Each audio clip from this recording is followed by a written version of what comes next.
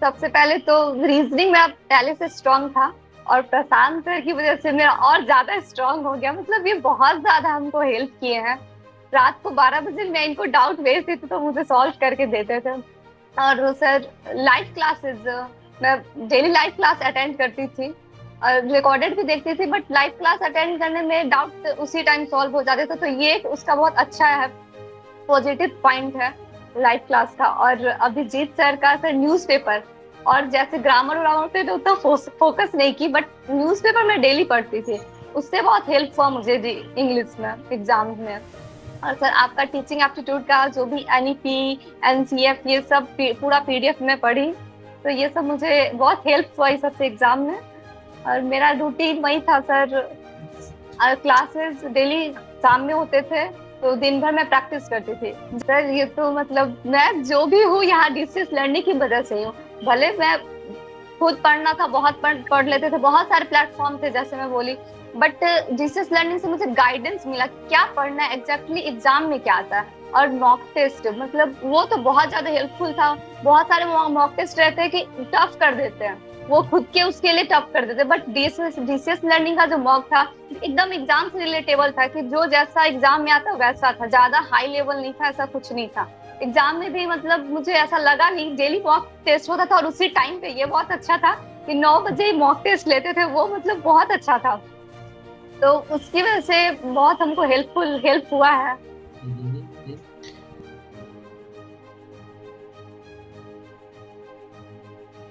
एक क्वेश्चन ये है कि अमेजोन पे किसी एक ने बहुत खराब रिव्यू लिखा है, ठीक है, कि very lot of mistakes tons of error, ऐसा कुछ मेरे सिस्टर ने मुझे बताया था। मैं तो एक्चुअली अमेजोन का रिव्यू कभी देखा भी नहीं सच। तो क्या आपने कभी ऐसा नोटिस किया कि बुक्स में बहुत सारे एरर्स हैं?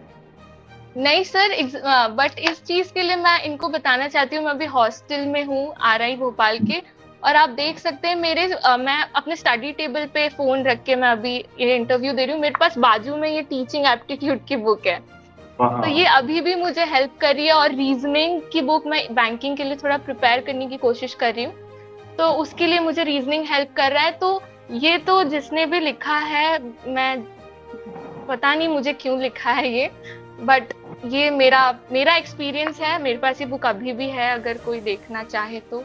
ऐसी कोई मिस्टेक्स मुझे तो आज तक नहीं दिखी, अभी तक मुझे नहीं दिखी है स्टडी मटेरियल में।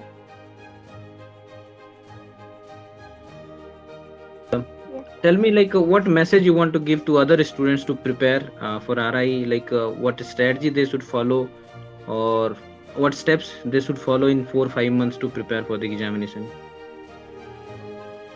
I will recommend that if you are joined in DCS learning, then please go through the classes very properly, attend all the classes attentively, and the material, if you have purchased the material, go through the material every day, and this is enough to crack the exam.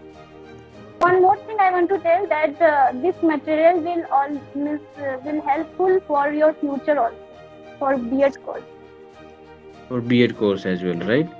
Okay, so you are saying like whatever in the class has been taught, it is also helpful for the B.Ed course, right? Yes sir. अच्छा, Soman is asking कि test series कितना helpful रहा आपके लिए? Test series तो मैं सारा attend करती थी, और मुझे वो सारा क्वेश्चन आंसर बहुत मतलब हेल्प किया था। बहुत सारे क्वेश्चंस मिले थे मुझे एग्जाम के टाइम पर, रिलेटेबल था काफी। मतलब मैं बोल सकती हूँ 50, not only 50, means 80% question teaching aptitude, English and reasoning, it helps. Okay.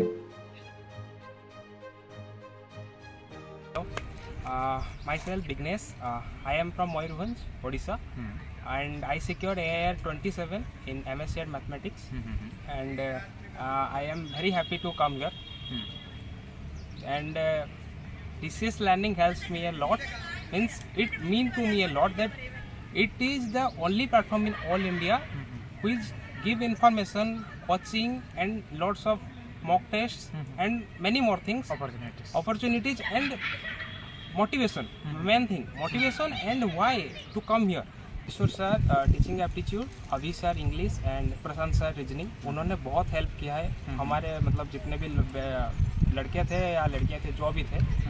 तो इतना बताऊंगा, सर के ऊपर कभी डाउट मत करना, सर जो बोल रहे हैं उतना बस करके जाओ कोचिंग के लिए, एग्ज़ाम के लिए हो जाएगा। बस अपने ऊपर बिलीव रखो, किसी को मत देखो एग्ज़ाम हॉल में कि वो इतना कर रहा है, मैं नहीं कर पा रहा हूँ, मेरे से नहीं होगा। बस प्रैक्टिस करते रहो, प्रैक्टिस एंड देन जाके फुल कॉन्फिडेंस और अपने जो भी एटीट्यूड के साथ एग्ज़ाम दे दो, आराम से निकल जाएगा। सर मैंने पहले यूट्यूब पे वीडियोस देखे थे। सबसे पहले मैंने टीचिंग एप्टीट्यूड के वीडियोस देखे थे, वो देखा मैंने, और फिर जो लास्ट ईयर के क्वेश्चंस थे मैंने वो क्वेश्चन देखे। तो मुझे ऐसा लगा कि ये वही है जो पढ़ाया जा रहा है, लेकिन अगर मैं इसको थोड़ा और डीप पढ़ती तो मेरे सारे क्वेश्चन सही हो जाते। मुझे ऐसा फील हुआ। फिर मैंने रीजनिंग के वीडियोस देखे तो मुझे पता चला कि वो टॉपिक्स तो मैंने पढ़े ही नहीं थे जो टॉपिक्स एग्जाम में आते हैं। तो फिर मैंने इंग्लिश का भी वीडियो देखा, तो इंग्लिश तो सर ने इतना अच्छा पढ़ाया था कि वो भूलने जैसी कोई बात ही नहीं है। ऐसा लग रहा था कि वो एकदम लर्न बाय हार्ट जो होता है वैसा हो जाता था अभिजीत सर का वीडियो देख के।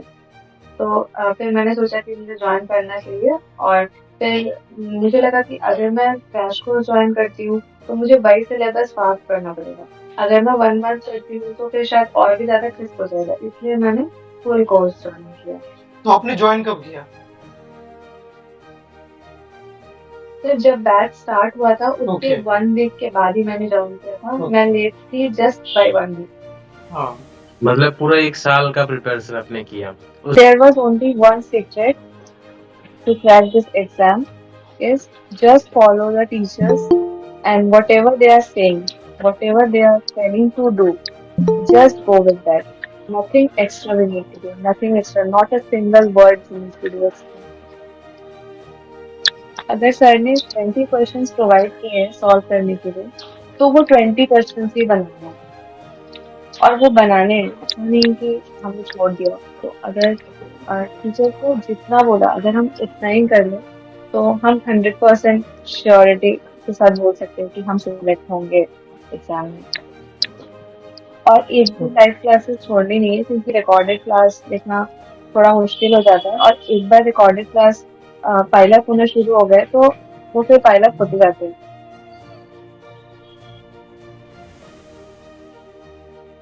मैं आरआई भुवनेश्वर विजिट किया था और मैं प्रशांत सर के रूम में था।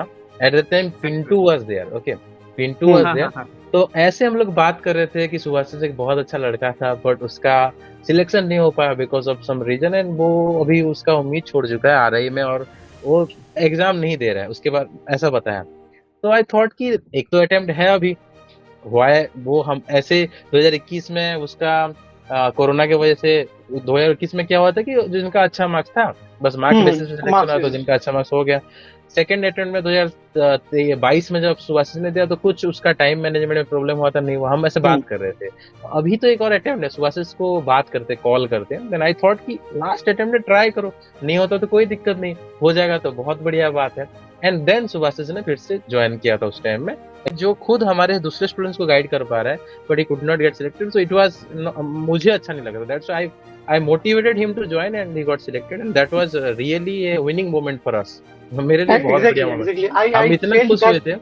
हाँ, I felt that success very personal because in that year मुझे याद है जिस साल पिंटू का हुआ था, या फिर जिस साल पिंटू का उसके बाद, मतलब कि जिस साल सुभाषिष का हुआ, तो उस साल जो डाउट डिस्कशन ग्रुप हमारा होता है, जो मैं हमेशा से बोलता हूँ कि जो हमारा बहुत ज्यादा यूएसपी है, and even in that doubt discussion group, उसके बाद से जितना भी डाउट डिस्कशन ग्रुप बना है, हर डाउट डिस्कशन ग्रुप का सुभाषिष एक पार्ट रहा है, बिकॉज सुभाषिष का टीचिंग एप्टीट्यूड इतना फेनोमेनल था उस टाइम में भी, जिस टाइम से वो प्रिपरेशन कर रहा था। उस टाइम में जब वो प्रिपरेशन कर रहा था, उसी टाइम से वो they used to discuss some problems of teaching aptitude and other things.